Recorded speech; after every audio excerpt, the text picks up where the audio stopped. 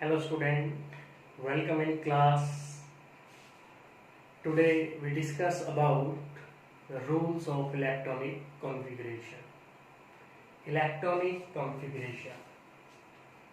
Electronic configuration means distribution of electrons into the different cell, subcell, orbital is called electronic configuration.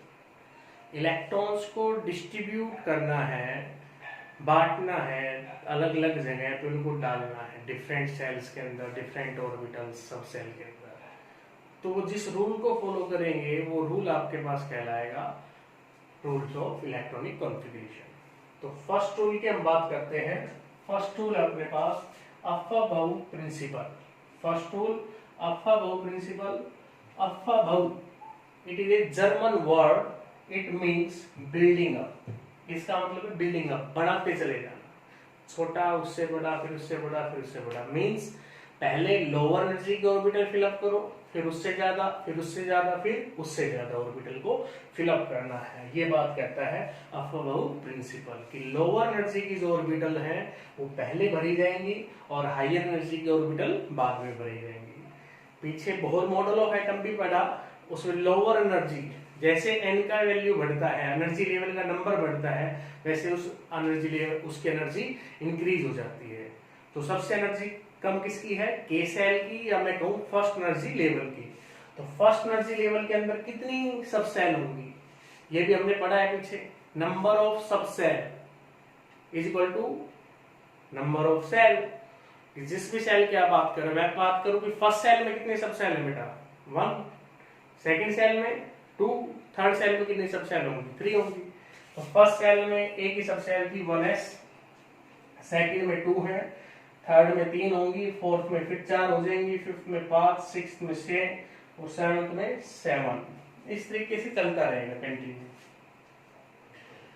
अब क्या है कि electron को fill up करना है, तो ये आपने लिख लिया। फर्स्ट एनर्जी लेवल के लिए एक ही सब सेल लिखी, सेकंड के लिए मैंने 2 लिख ली, थर्ड के लिए मैंने 3 लिख ली है, फोर्थ के लिए मैंने 4 लिख ली है, फिफ्थ के लिए मैंने 5 लिख ली है, सिक्स्थ के लिए मैंने 6 लिख ली है, सेवंथ के लिए मैंने 7 लिख ली है। कैसे याद रखना है? ऐसे चलना है ऊपर से नीचे की तरफ। 1s, फिर 2s, फिर 2p, 3s, 3p, 4s, 3d, 4p, 5s, 4d, 5p, 6s, 4f, 5d, 6p, 7s। तो क्या आपके पास आ गया? ये सीक्वेंस आ गया आपके पास ऑर्बिटल्स की एनर्जी की। 1s, 2s, 2p, 3s, 3p, 4s, 3d, 4p, 5s, 4d, 5p, 6s, 4f, 5d, 6p and 7s। तो अपने जो 118 एलिमेंट है वो 7s तक कंप्लीट हो जाते हैं।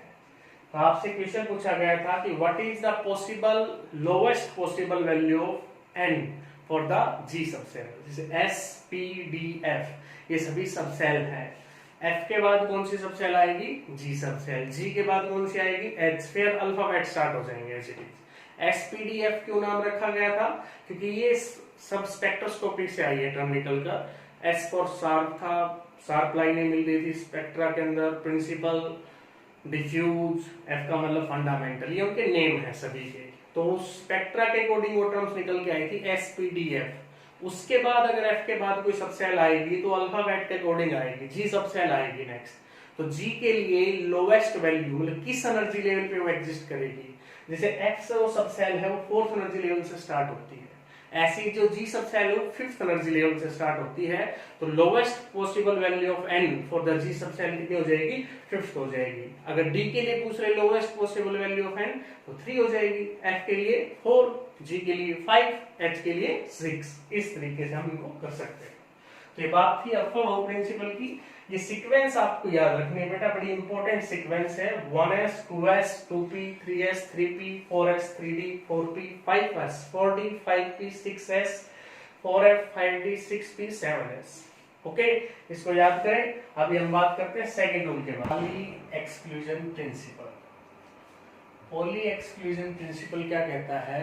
Each orbital contain maximum 2 electron with opposite spin, कि एक ऑर्बिटल अंदर 2 इलेक्ट्रॉन आएंगे और दोनों की स्पिन अपोजिट होगी। That is what is the mean of exclusion?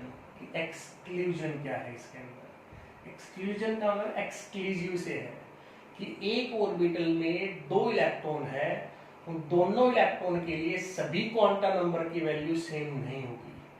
हर एक की वैल्यू अपने चारों क्वांटम नंबर की वो एक्सक्लूसिव है, उसी के लिए है। ये इसके अंदर एक्सक्लूजन है।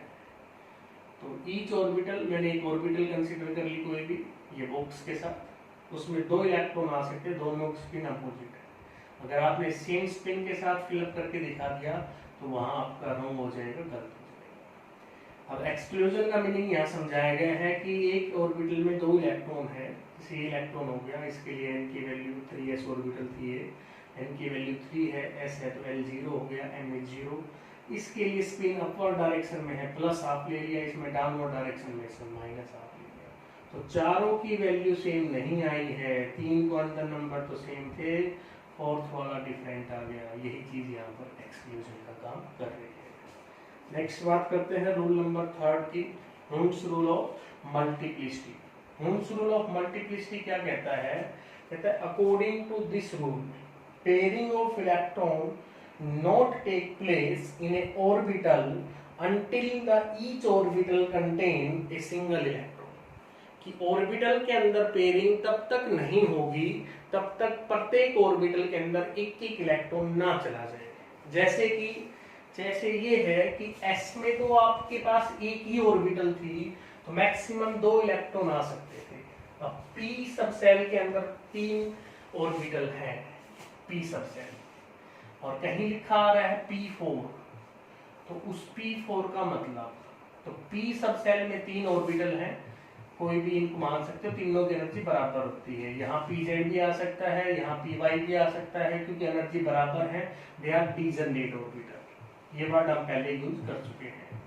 They are degenerate orbitals. P4 का मतलब using the हुंस rule of multiplicity. अब 4 इलेक्ट्रॉन है, 4 को स्टूडेंट ऐसे भी फिलअप कर सकता था, कहता हो गए सर 4 अपोजिट स्पिन के साथ फिलअप कर दी सर मैंने, बट ये रॉन्ग है, गलत है। ये कहता है पेयरिंग तब तक नहीं हो सकती ऑर्बिटल के अंदर तब तक प्रत्येक ऑर्बिटल के अंदर एक एक इलेक्ट्रॉन ना चला जाए। पहले सब पे सिंगल सिंगल इलेक्ट्रॉन ऑक्युपाई होंगे, उसके बाद अगर बचता है तो पेयरिंग। हुंस रूल ऑफ मल्टीप्लिसिटी ये बात कहता है। This is right and this is wrong. Similar way के अंदर मैं आपको D6 दे दूं। अब D सब सेल है, उसमें आपके पास 5 ऑर्बिटल है, पांचों की एनर्जी बराबर है, आप इधर से दिखा सकते हो, इधर से दिखा सकते हो, वो कोई इश्यू नहीं है। D6 का मतलब ये है, एक तो बच्चा करके आए, ये एक स्टूडेंट ने कर दिया ऐसे लिख दिया इसको, और एक स्टूडेंट ने लिख दिया इसको ऐसे।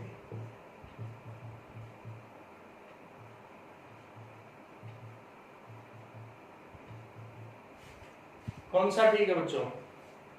सेकंड? फर्स्ट ठीक है, सेकंड वाला रॉन्ग है। यहाँ हुंस रूल ऑफ मल्टीप्लिसिटी फॉलो नहीं हो रहा है। तो हुंस रूल ऑफ मल्टीप्लिसिटी यही कहता है पहले सिंगल सिंगल इलेक्ट्रॉन ऑक्युपाई होंगे, उसके बाद पेयरिंग स्टार्ट होगी। अब बात करते हैं नेक्स्ट रूल की, रूल नंबर 4। और रूल नंबर 4 कौन सा है अपने पास? रूल नंबर 4 है बोहर-बरी रूल। बात कर रहे हैं फोर्थ रूल की। फोर्थ रूल कौन सा बेटा? बोहर-बरी रूल एंड n+l रूल। क्या कहता है ये रूल? ये रूल बताता है एनर्जी के बारे में, कि किस सब सेल की एनर्जी ज्यादा होगी और किसकी कम होगी। तो 2 पॉइंट इसके अंदर आते हैं। एक पॉइंट तो है कि n+l की value. What is n? n is a principal quantum number and l is azimuthal quantum number. Higher will be the value of n+l, more will be the energy of that orbital. कि जितनी ज्यादा n+l की value होगी उतनी ही ज्यादा उस सब cell की एनर्जी ज्यादा होगी। जैसे मैंने ले लिया 3s और 4p। 3s के लिए n की वैल्यू 3, L की वैल्यू 0, तो n प्लस L कितना आ गया आपके पास 3 आ गया यहाँ पर। ऐसे तो L 0 था, P 4P है तो n की वैल्यू 4 होगी, P के लिए L की वैल्यू 1, n प्लस L कितना आ गया 5 आ गया। ये आपके पास आ गई दो चीजें, n प्लस L की वैल्यू यहाँ 3 यहाँ 5, किसकी वैल्यू ज्यादा है 5 वाले की, तो डेफिनेटली किसकी एनर्जी ज्यादा होगी 4P की। और अप्पा प्रिंसिपल में आपने देखा भी था कि 4P बाद में आता था, 3S पहले आता था। 3S की एनर्जी कम है, जिसकी एनर्जी कम है वो पहले आ रहा है, जिसकी एनर्जी ज्यादा है वो बाद में आ रहा है। इसके बाद बारी आती है सेकेंड पॉइंट की, कहते हैं किसी केस में अगर n प्लस L की वैल्यू सेम आ जाती है तो वहां क्या करेंगे। तो उस सिचुएशन के अंदर क्या करना है, उस सिचुएशन के अंदर हमने n की वैल्यू देखनी है, जिसके लिए n की वैल्यू ज्यादा होगी उसकी एनर्जी ज्यादा होगी, या मैं ऐसे कहूं कि जिसके लिए n की वैल्यू कम है उसकी एनर्जी कम होगी। जैसे कि 3D एंड 4P, 3D के लिए n की वैल्यू 3, D सब सेल है L की वैल्यू 2, n प्लस L 5 आ गया यहाँ पर, यहाँ 4P के लिए कितना आ गया 5 आ गया था। अब दोनों के लिए n प्लस L सेम आ गई, तो हम किसको ले सर, जिसके लिए n की वैल्यू ज्यादा है उसकी एनर्जी ज्यादा होगी, तो n की वैल्यू इसके लिए ज्यादा है। इट मीन 4P की एनर्जी हाई है एज कंपेयर टू 3D, इसकी एनर्जी लो होगी। तो ये चारों रूल्स थे, रूल्स ऑफ इलेक्ट्रॉनिक कॉन्फ़िगरेशन के। इनके बिहाफ पर हमने इलेक्ट्रॉन को फिलअप करना है, तो आपने इनकी प्रैक्टिस करनी है कि कैसे हम फिलअप करेंगे। जैसे मैं एक दो एग्जांपल यहाँ ले लेता हूँ, बाकी प्रैक्टिस आपने करनी है 1 से 30 एटॉमिक नंबर की। स्टार्टिंग में 1 to 30 करें, क्योंकि उसके बाद एक्सेप्शनल आएंगे वो मैं आपको करवाऊंगा। इसके बीच में भी दो एक्सेप्शनल केस आते हैं। अब मान लीजिए मैं आपको सोडियम का कॉन्फ़िगरेशन लिखने को कहूँ, तो जो 10th में पढ़ा था वो नहीं लिखना, +1 का लिखना है। पहला इलेक्ट्रॉन 1 में S में गया, S में 2 आ सकते हैं मैक्सिमम इलेक्ट्रॉन, फिर 2 के अंदर 2s2, फिर 2p में जाएगा 2p6, तो p में 6 से ज्यादा नहीं आ सकते, क्योंकि 3 ही ऑर्बिटल होती थी, मैक्सिमम 6 इलेक्ट्रॉन आएंगे, 3s1। तो ये आपके पास कॉन्फ़िगरेशन आ गया। सिमिलरली मैं आपको कह दूं बेटा आर्गन का लिख के बताओ, आर्गन 18 होता है, 1s2, 2s2, 2p6, 3s2 और 3p6। तो इस तरीके से आपने 1 से 30 तक इलेक्ट्रॉनिक कॉन्फ़िगरेशन की प्रैक्टिस करनी है। तब तक के लिए tata, bye bye, stay tuned.